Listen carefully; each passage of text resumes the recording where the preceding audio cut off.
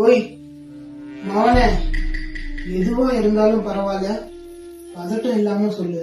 அப்பா அது ஒண்ணும் இல்லப்பா, நானும் ரோசியும் ஊரை விட்டு போயிடலான் இருக்கோம். டேய், என்ன பேசுறேன்னு உனக்கு தெரியுதா? முதல்ல இது அவளோட அம்மா அப்பாக்கு தெரியுமா? இல்லப்பா, அவங்களுக்கு தெரியாது. கிறுக்குத்தனமா பேசுற.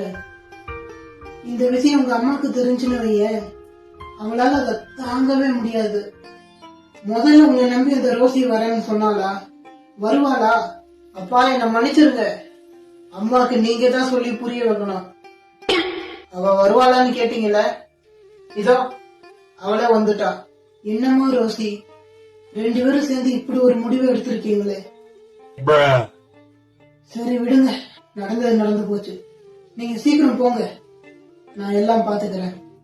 அப்பா கவலைப்படாதீங்க, நான் ரோச நல்லா பாத்துப்பேன்ப்பா. மகனே, அவ நம்ம வீட்டுல இருக்கிற வரைக்கும் வெறும் சந்தோஷம் மட்டும்தான் இருந்துச்சு. அவளை கூட்டிட்டு போய் தவிக்க விட்டுறாங்க. அப்பா கவலைப்படாதீங்க, இன்னும் கொஞ்ச நாள்ல எல்லா கஷ்டமும் தீந்துரும். ஆனா ஒரு உண்மையை நீங்க புரிஞ்சுக்கணும், ஏத்துக்கணும்.